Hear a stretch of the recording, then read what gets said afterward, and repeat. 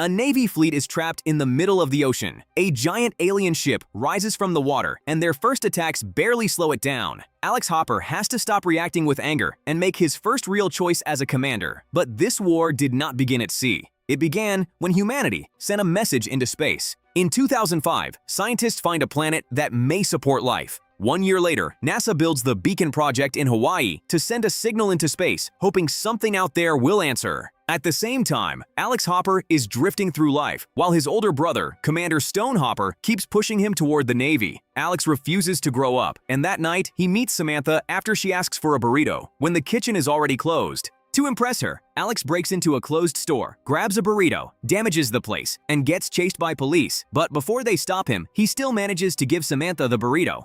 The next morning, Stone is furious. When he learns Samantha is Admiral Terrence Shane's daughter, he decides Alex needs discipline and forces him into the Navy. Years later, the RECAPCRAFT naval exercise begins in Hawaii with ships from many countries. Alex is now in the Navy, dating Samantha, and leading the American soccer team against Japan.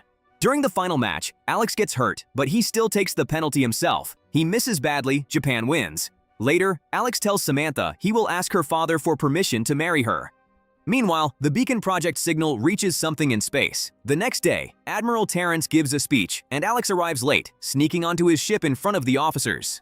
Samantha gets Alex 5 minutes with her father, but Alex ruins the chance before it even starts. He runs into Nagata, the Japanese player who beat him, and turns a small argument into a fight. Soon, Alex and Nagata stand in Terrence's office, pretending nothing happened. Terrence sees through them, scolds them, and tells Alex he is wasting his talent while Samantha deserves better. The first day of the naval exercise goes well, but Alex's future is already falling apart. That night, Stone tells him he will be removed from the Navy after the exercise ends. The next day, Samantha works with Mick, a former colonel who lost both legs and has lost faith in himself. While Alex is about to lose his place in the Navy, Samantha is trying to help Mick rebuild his confidence. A huge object flies past Jupiter and splits into 5 pieces. The pieces move in formation toward Earth, and NASA quickly realizes this is not a random space event. One ship hits a satellite and breaks away from the group. 4 ships fall into the Pacific Ocean, while the damaged one crashes into Hong Kong and tears through the city. Technicians confirm the ships came from the planet reached by the Beacon Project. Humanity finally gets an answer, but it turns the RECAPCRAFT exercise into a real search mission.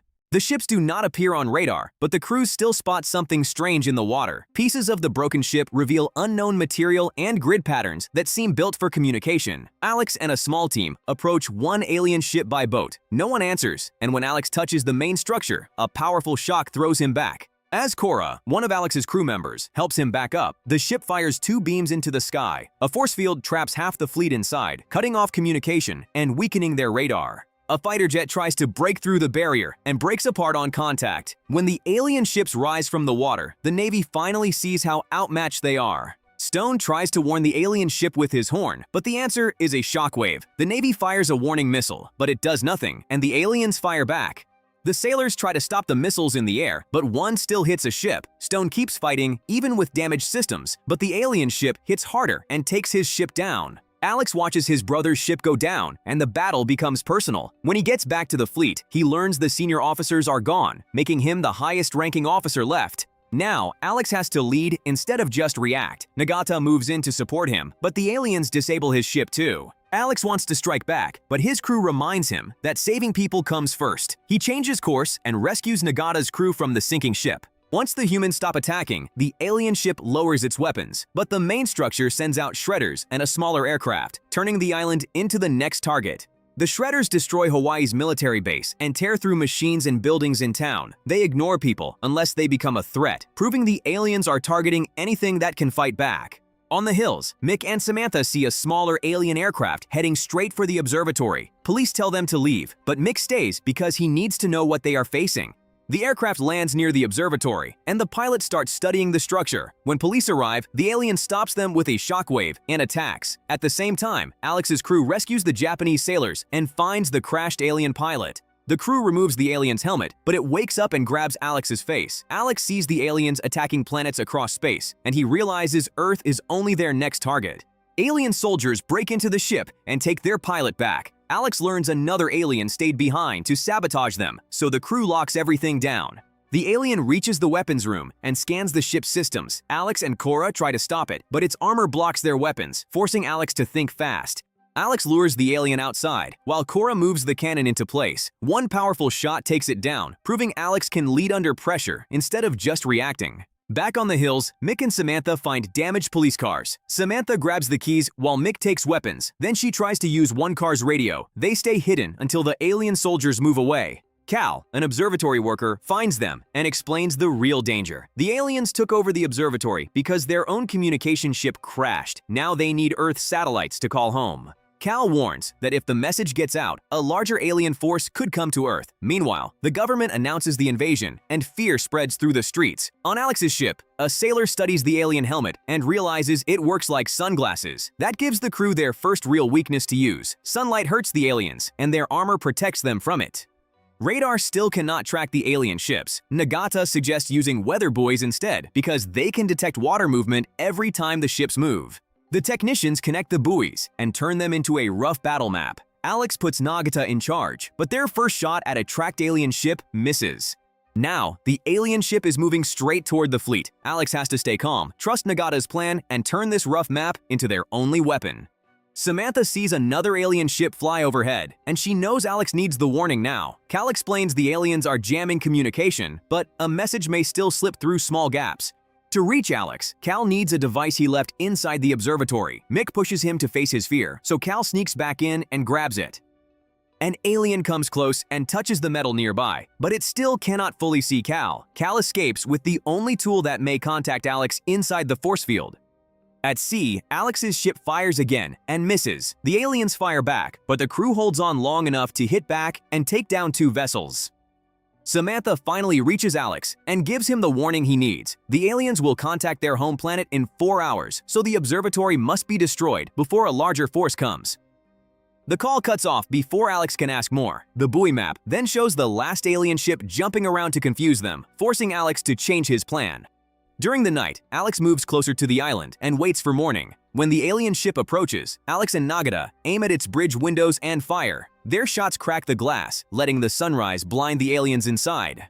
With the aliens blinded, Alex orders the crew to fire. The Navy fires its missiles and destroys the ship, giving Alex his first real victory. Before the crew can recover, the shredders return and tear through Alex's ship. The damage is too heavy, forcing the crew to abandon ship as it starts sinking.